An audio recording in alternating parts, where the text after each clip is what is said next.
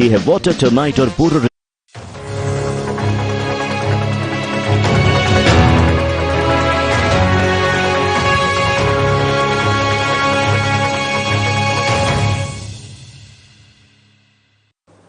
नमस्कार, स्वागत है आपका। आप देख रहे हैं हमारा ये खास बुलेटिन। मैं हूं आपके साथ अनाया शर्मा। आगाज करेंगे बुलेटिन का, उससे पहले रुक करेंगे इस वक्त की हेडलाइंस की।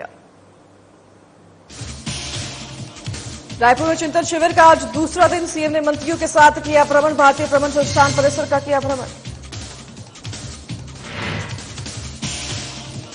बी फॉर नेशन की अच्छी पहल। यातायात पुलिस के लिए लाया जा रहा अभियान। पुलिस कर्मियों को बांटा जा रहा राहत सामग्री। प्रदेश की महिला उद्यमियां देश में बना सकती हैं पहचान। शी हब्स के कार्यक्रम में कलेक्टर दिए टिप्स। महिलाओं को स्टार्टअप के दिए टिप्स। रायपुर में एनेस्थीसिया वर्क स्टेशन का शुभारंभ। कलेक्टर डॉक्टर गौरव सिंह ने कराया शुभारंभ। इलाज में लोगों को मिलेगी सुविधा।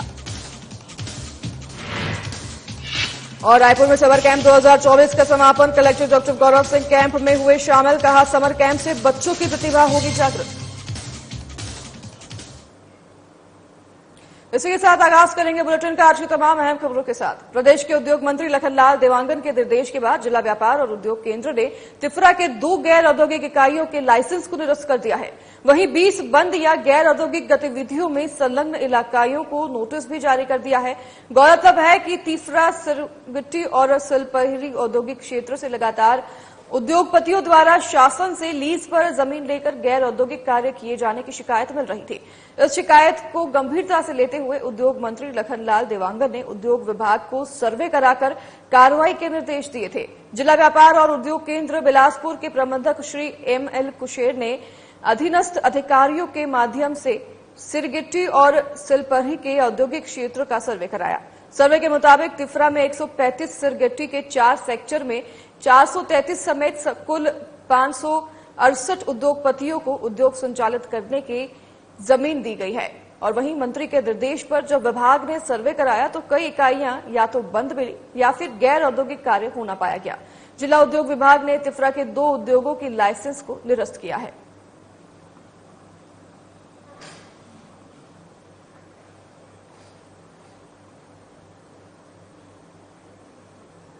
बस्तर लोकसभा सीट से प्रत्याशी महेश कश्यप ने कवासी लखना, जो कि कांग्रेस के लोकसभा प्रत्याशी हैं, उन पर जमकर तंज कसा। साथ ही में उन्होंने कहा कि वासी लखमा को और उनके बयानों को कोई गंभीरता से नहीं लेता है। उनके राज में जनता बहुत परेशान थी, लेकिन अब मोदी की गारंटी का काम शुरू हो चुका है और बस्तर में बीजेपी की ही सरकार बनेगी। इसके साथ ही बस्तर में सांसद बनने के बाद कौन सा काम वो प्राथमिकता से करना चाहेंगे, इस पर भी हमने चर्चा की, जिसमें उन्होंने कहा कि अच्छा अस्पताल, अच्छा स्कूल, अच्छी सड़कें और जंगलों तक विकास, ये सब देना उनकी प्राथमिकता रहेगी। हमारे साथ यहाँ पर देख सकते हैं बस्तर के सांसद प्रत्याशी महेश कश्यप जी जुड़े हुए हैं। लोकसभा चुनाव का निष्कर्ष आने वाला है। महेश जी, देखा जा सकता है कि चुनाव का जो निष्कर्ष है काफी करीब है। क्या लग रहा है बस्तर लोकसभा सीट से क्या कुछ समीकरण निकल कर आए? बस्तर लोकसभा क्षेत्र से हम लोग भारी बहुमतों से जीतेंगे, क्योंकि हमारे देश के यशस्वी प्रधानमंत्री आदरणीय नरेंद्र मोदी जी के गारंटी के ऊपर पूरे देश के लोगों का भरोसा है। अभी 4 महीना पहले छत्तीसगढ़ में चुनाव हुआ, जिसमें मोदी जी ने जो गारंटी दिया था और गारंटी के अनुसार 7 से 8 गारंटी को हमने पूरा किया है। इसलिए हम गारंटी के साथ चुनाव जीतेंगे। और जिस प्रकार से छत्तीसगढ़ में बस्तर क्षेत्र को जो नक्सलवाद के आग में जोक के कांग्रेसियों ने रखा है और वहां जिस प्रकार से 5 साल भ्रष्टाचार करके कांग्रेसियों ने लूटा, इसलिए बस्तर की वोटर्स ने ठान लिया है कि इस बार भारतीय जनता पार्टी को पूर्ण बहुमत के साथ और अच्छे बहुमतों से हम जिताएंगे और आदरणीय मोदी जी को तीसरी बार प्रधानमंत्री। संवेदनशील इलाका है बस्तर, और अगर बात करें, अगर आप सांसद बनते तो सबसे पहला कार्य क्या करना चाहेंगे बस्तर लोकसभा सीट के लिए? देखिए, बस्तर के लिए बहुत सारे मुद्दे हैं। पहला मुद्दा हमारे जैसे जो बस्तर एक प्रकार से केरल राज्य से बड़ा, इजराइल बेल्जियम से बड़ा क्षेत्रफल होने के बाद भी शांति का टापू माना जाता था, लेकिन कहीं न कहीं कुछ लोगों के द्वारा वहाँ नक्सलवाद के कारण जो हमारे लोगों को जेल जाना पड़ रहा है, गोली खाना पड़ रहा है। तो ये समस्या प्रमुखता से इसके लिए समाधान के लिए हमारे केंद्र और राज्य सरकार अभी भी प्रयासरत है और आगे अच्छे से उसके समाधान के लिए हम लोग खोज निकालेंगे। इसके अलावा हमारे बस्तर को आजादी के 77 वर्ष के बाद भी रेल सुविधा नहीं मिला। रेल सुविधा होना चाहिए, अच्छे और स्वास्थ्य की दृष्टि से बड़ा हॉस्पिटल होना चाहिए, शिक्षा के क्षेत्र में और भी शिक्षा में सुधार हो। ये ऐसे बहुत सारे काम हैं, अंदरूनी क्षेत्र में पेयजल की व्यवस्था हो, रोड हो, ये ऐसे बहुत सारे मुद्दे को लेकर काम करेंगे। लखमा जी जो है विपक्ष में है, उनको कितने टक्कर से देख रहे हैं? क्या लग रहा है कि वो टक्कर दे पाएंगे कि फिर नहीं दे पाएंगे? देखिए, कवासी लखमा के बारे में मुझे कुछ बोलना नहीं है, अपने आप को अजय बताता है, लेकिन इस बार ऐसा सबक सीखने मिलने वाला है कि भविष्य में राजनीति करने से सोचना पड़ेगा, क्योंकि वो कवासी लखमा है जो अनपढ़ गंवार व्यक्ति, जिसका बयानबाजी से हमारे पुलिस को, हमारे यहाँ की पढ़े लिखे युवाओं को बदनामी का सामना करना पड़ता है। कभी कलेक्टर को कॉलर पकड़ने की बात करता है, कभी पुलिस को धनुष तीर से मारने की बात करता है। तो इसीलिए उसको तो इस प्रकार से अब सबक मिलने वाला है कि भविष्य में उनको राजनीति करने से सोचना। राज्य सरकार की अगर बात करें तो ये जो पिछले 5 महीने का कार्यकाल रहा है और जो योजनाओं का लाभ जनता को मिला है, उसे कैसे देख रहे हैं? देखिए, 5 महीने की हमारी सरकार में है, जो आपने देखा होगा कि मोदी जी ने जो गारंटी दिया था, उस गारंटी में लगभग 7 से 8 गारंटी को हमने पूरा कर दिया है। और उसके बाद जबकि आचार संहिता, लगातार आचार संहिता भी लगा हुआ है, उसके बाद भी 7 से 8 गारंटी को हम पूरा कर दिया है। अभी 4 तारीख के बाद आप देखेंगे डबल इंजन का सरकार बनेगा, और डबल इंजन सरकार के साथ जो हमारे जो वादा है, हमारे जो विकास का जो मैप है, उसको हम अंतिम छोर तक पहुंचाएंगे और डबल इंजन के सरकार के साथ काम करेंगे। यानी कि पिछली बार जहां बस्तर की जनता ने कांग्रेस को चुना था, इस बार मोदी जी को चुन रही है। हाँ, कांग्रेस पार्टी 138 साल पुरानी कांग्रेस पार्टी, 60 साल शासन करने वाली कांग्रेस पार्टी कांग्रेस मुक्त होने जा रही है, क्योंकि हमारे श्रद्धेय अटल बिहारी का वाजपेयी का सपना था कांग्रेस मुक्त भारत, और कांग्रेस मुक्त होने जा रहा है। छत्तीसगढ़ में कांग्रेस मुक्त होगा। तो ये थे हमारे साथ महेश कश्यप जी, जिनका कहना है कि बस्तर जो है कांग्रेस मुक्त होने वाला है, और जब 4 जून को निष्कर्ष निकल कर आएंगे तो देखा जाएगा कि ज्यादा से ज्यादा सीट जो है छत्तीसगढ़ में भारतीय जनता पार्टी को मिलेगी, और मोदी की गारंटी जो पूरी होती नजर आ रही है, उसके जितने भी कार्य हैं वो जनता को काफी ज्यादा लुभावने लग रहे हैं। कैमरामैन नरेश राव के साथ करिश्मा सोनी, साधना प्लस न्यूज, रायपुर। लोकसभा प्रत्याशी चिंतामणि महाराज से खास चर्चा हुई। उन्होंने बताया कि सरगुजा में कई ऐसे विकास कार्य हैं जो अब तक नहीं हुए हैं, और बीजेपी की सरकार वहां बनने के बाद कई सारे काम वो शुरू करेंगे। इसके साथ सरगुजा के जमीनी तौर के मुद्दों पर भी चर्चा की, साथ में कांग्रेस पार्टी पर भी जमकर उन्होंने निशाना साधा। लोकसभा चुनाव के निष्कर्षों का इंतजार सभी को है। 4 तारीख को देखा जाएगा कि पूरे देश में किसकी सरकार बन रही है। ऐसे में छत्तीसगढ़ की 11 लोकसभा सीटों की बात करें तो भारतीय जनता पार्टी एक और जो है नारे देती नजर आ रही है कि 11 की 11 सीटें भारतीय जनता पार्टी लेके जाने वाली है। ऐसे में हमारे साथ लोकसभा सीट के प्रत्याशी चिंतामणि महाराज जी जुड़े हैं, सीधा उनसे संवाद करेंगे। देखा जा सकता है कि आपका कहना है कि इतनी जो है सीटें जीतेंगे, कैसे जीत सकती है?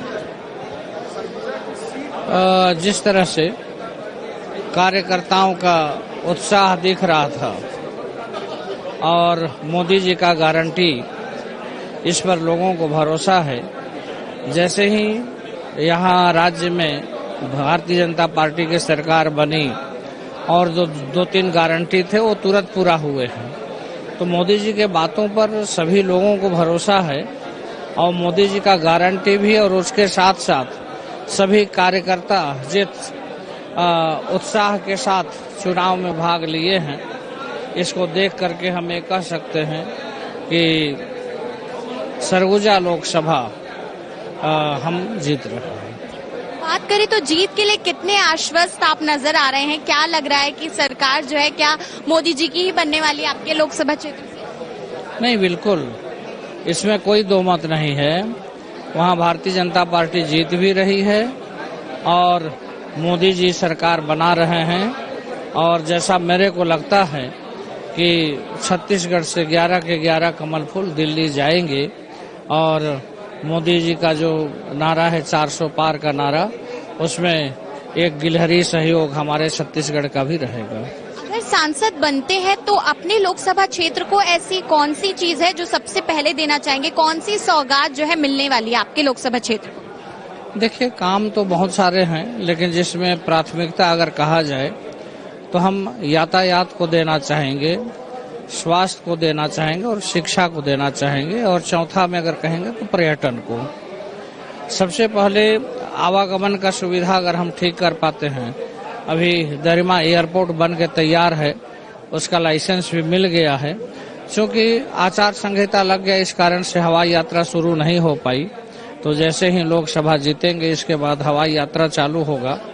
और रेलवे लाइन का हम विस्तार करना चाहेंगे। उसी तरह वहाँ का जो स्वास्थ्य सुविधा है उसको जितना बेहतर से बेहतर कर सकें वो हम करेंगे। उसके साथ साथ जब आवागमन का व्यवस्था हो जाएगा, स्वास्थ्य का व्यवस्था सही हो जाएगा, शिक्षा का व्यवस्था हो जाएगा, तो वहाँ पर लोग पर्यावरण के दृष्टि से भी, पर्यटन के दृष्टि से भी हमारा वहाँ मैन पार्ट है।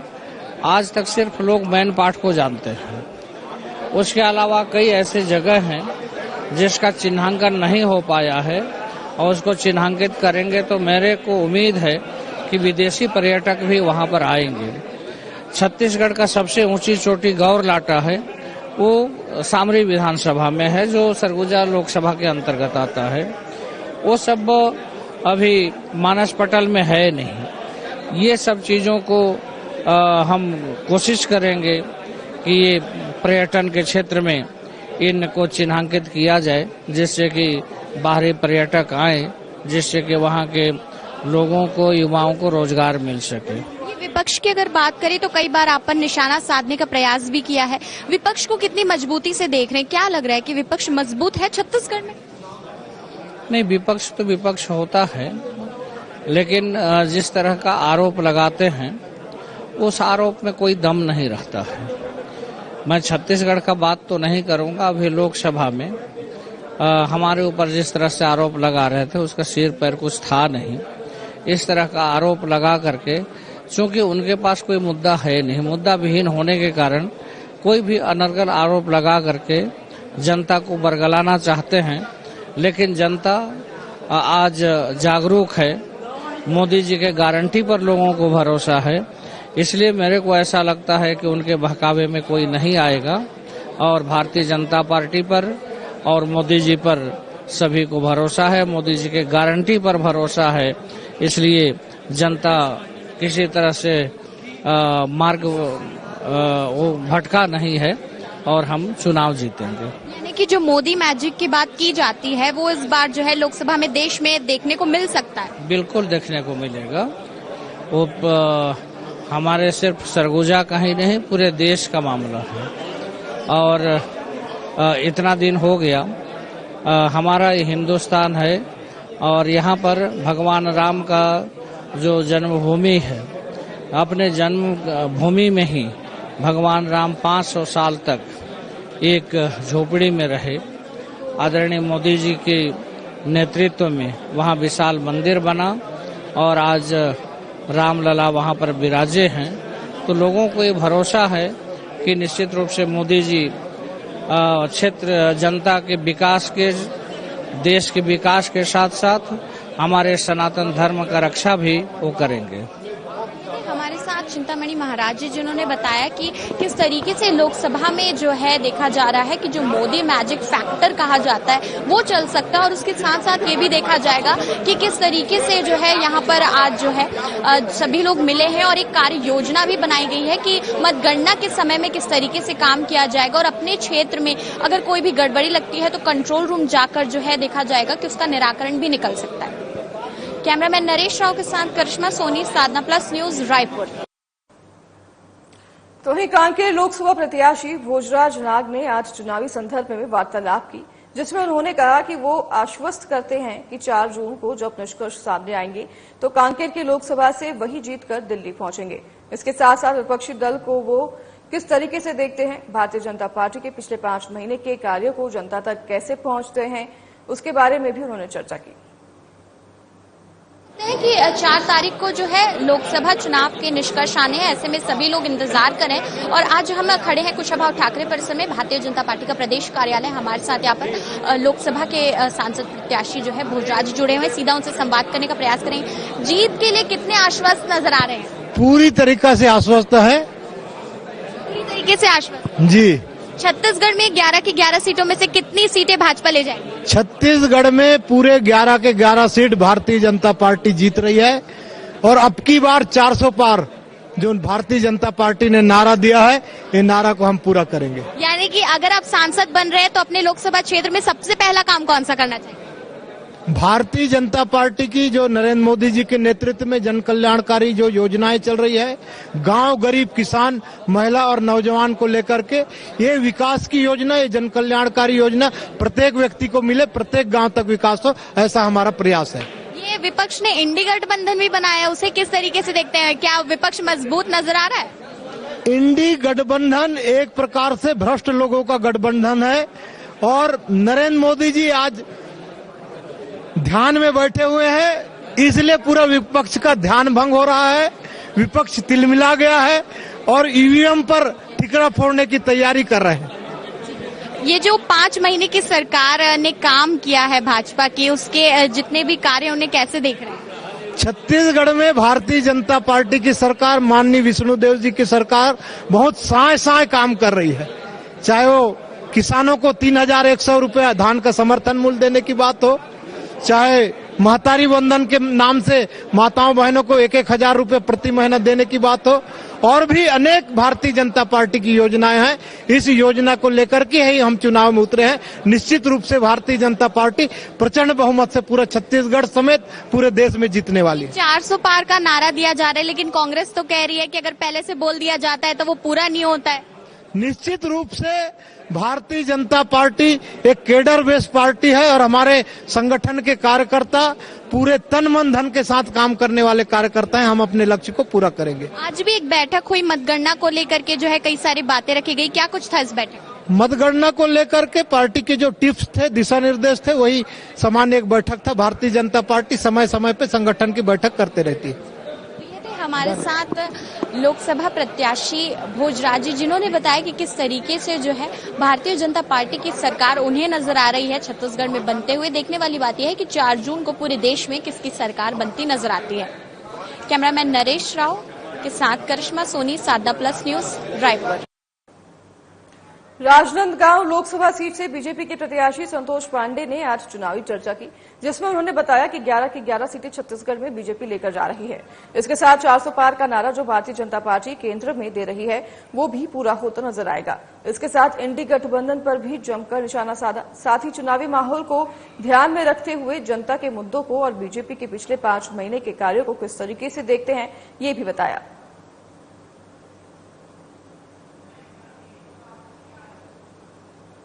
बस्तर से लेकर के सरगुजा तक 11 सीट में कमल खिलेगा।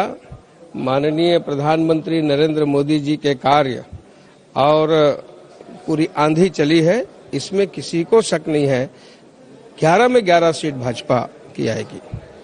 लोकसभा की अगर बात करते हैं तो कितना जो है जीत के लिए आश्वस्त आप नजर आ रहे हैं?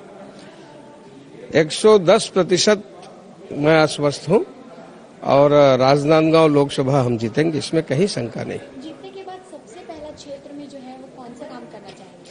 काम तो बहुत सारे हैं, 2-3 काम और ये कह सकते हैं जो हमारा छूटा हुआ है उसको अपन पूरा करेंगे और उसको समय पे हम आपको बताएंगे। ये इंडी गठबंधन और देख सकते हैं कांग्रेस की पार्टी और अन्य दल जो है एकजुट होकर लड़ रहे हैं और विकास उपाध्याय का भी समर्थन करते नजर आए पूरे प्रदेश में भी।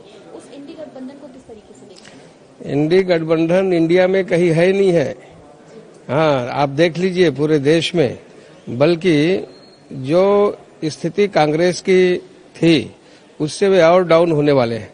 आज कहाँ है? 1 तारीख को तो खड़गे जी ने मीटिंग बुलाया है, ममता जी ने कह दिया मैं नहीं आ सकता, और भी उद्धव जी ने कहा कि मैं फॉरेन जा रहा हूँ, फॉरेन में हूँ।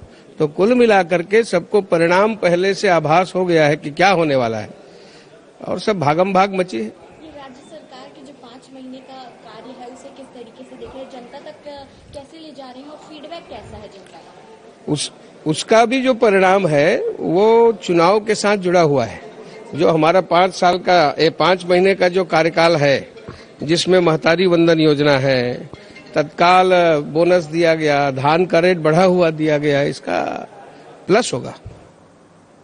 कोंडागांव के सामुदायिक भवन में अखिल भारतीय पूर्व सैनिक सेवा परिषद के तत्वाधान में 1 दिवसीय निःशुल्क मेडिकल कैंप का आयोजन किया गया, जिसका लाभ लेने के लिए 50 पूर्व सैनिकों, सेवारत सैनिकों, वीर नारी और उनके आश्रितों, 20 आम नागरिकों और 350 निःशुल्क सैन्य प्रशिक्षण प्राप्त करने वाले प्रशिक्षणार्थियों ने पंजीकरण कराया और सबसे पहले मुख्य अतिथियों ने भारत माता और छत्तीसगढ़ी महतारी के छायाचित्र पर पुष्पमाला अर्पित कर दीप प्रज्वलित कार्यक्रम की शुरुआत की। इसके बाद सभी अतिथियों का पुष्पगुच्छ देकर स्वागत सत्कार किया गया। तो वहीं गणेश विनायक आई हॉस्पिटल रायपुर के आई स्पेशलिस्ट डॉक्टर परीक्षित और स्टाफ ने नेत्र का जांच किया और इस दौरान जरूरतमंदों को निःशुल्क चश्मा वितरण भी किया।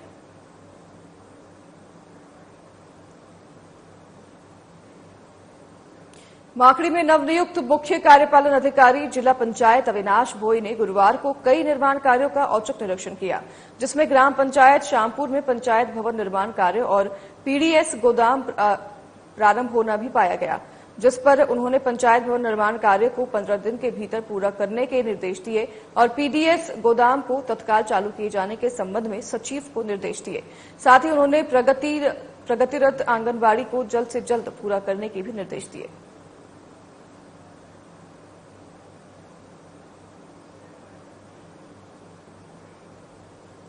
कोंडागांव में 31 मई 2024 को अखिल भारतीय पूर्व सैनिक सेवा परिषद ने संचालित निःशुल्क सैन्य प्रशिक्षण में प्रशिक्षण ले रहे प्रशिक्षणार्थियों और पूर्व सैनिकों ने विश्व तंबाकू निषेध दिवस मनाया। अखिल भारतीय पूर्व सैनिक सेवा परिषद कोंडागांव के जिलाध्यक्ष सूरज यादव ने युवक और युवतियों को जानकारी देते हुए बताया कि हर साल 31 मई को विश्व तंबाकू निषेध दिवस मनाया जाता है, जिसका मकसद लोगों को तंबाकू से होने वाले खतरों के बारे में बताना और जागरूक करना है।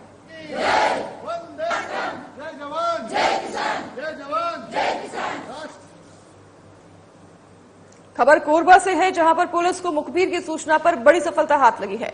पुलिस ने अपराधियों के खिलाफ धरपकड़ कार्रवाई करते हुए राजगामार क्षेत्र में हुए चोरी के मामले में फरार चल रहे 3 आरोपियों को गिरफ्तार किया है। आरोपियों के कब्जे से माल मशरूका को बरामद किया है।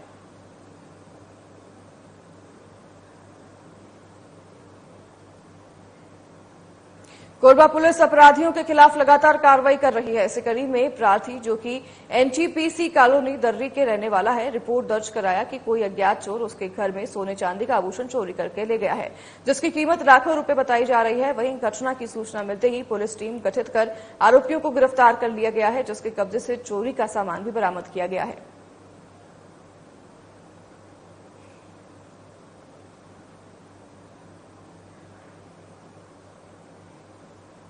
नौ दिनों पहले हुई कुक्षी अनुभाग के थाना डही क्षेत्र में व्यापारी के मुनीम से आंखों में मिर्ची डाल लूट करने की घटना का पुलिस ने पर्दाफाश किया है।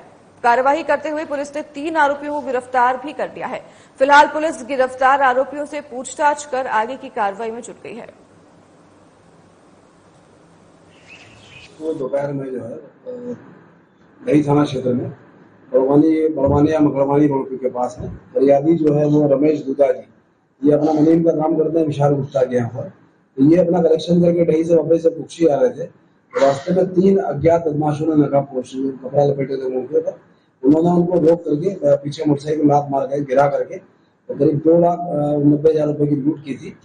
और लूटने के पश्चात इसी प्रकार की घटना 22 तारीख को सिंघाना चौकी क्षेत्र में भी हुई थी, जिसमें करीब 70,000 रुपए 2 अज्ञात आरोपियों द्वारा बाइक सवार से लूट लिए गए थे।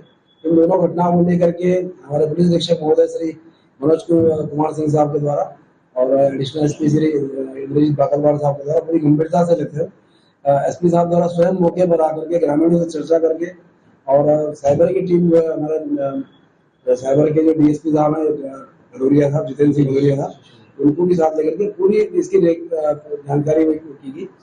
विवेचना के द्वारा एक चीजों पे एक बिंदुओं पे इस पर विवेचना की गई, काफी बारीकी से पता करने पर और मुखबिरों से, ग्रामीणों से, साहब के द्वारा और सभी के द्वारा स्वयं संपर्क करके इसमें काफी मेहनत की गई। तो हम लोगों के द्वारा इसमें 3 आरोपियों को गिरफ्तार किया गया। पुलिस अधीक्षक सीहोर मयंक अवस्थी द्वारा जिले में अवैध शराब पकड़ने के लिए निर्देश दिए गए हैं। इसी क्रम में राम नारायण मालवीय के नेतृत्व में अवैध शराब के विरुद्ध कार्यवाही करते हुए देशी प्लेन मदिरा शराब कुल 54 लीटर शराब बरामद हुई है, जिसकी कीमत 24,000 रुपए और घटना में प्रयुक्त बाइक भी जब्त कर ली गई है।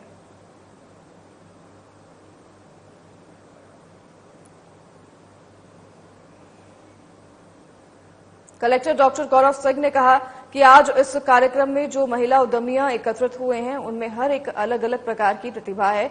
जरूरत है तो बस उन्हें दिशा देने की। उन्होंने आह्वान किया कि आप सारी महिला उद्यमी आपस में जुड़कर एक समूह बनाएं और एक ठोस प्रयास करें। इनमें से एक कोई उत्पाद बनाएंगे तो एक कोई दूसरे की मार्केटिंग करें, एक चेन बनाकर अपनी सपनों को दिशा देंगे।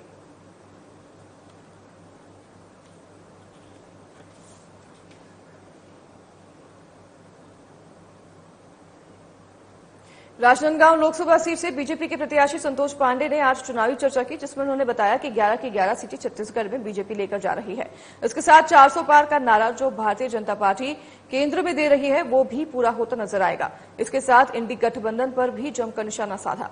साथ में उन्होंने चुनावी माहौल को भी ध्यान में रखते हुए जनता के मुद्दों को और बीजेपी के पिछले 5 महीनों के कार्यों को किस तरीके से देखते हैं ये भी बताया।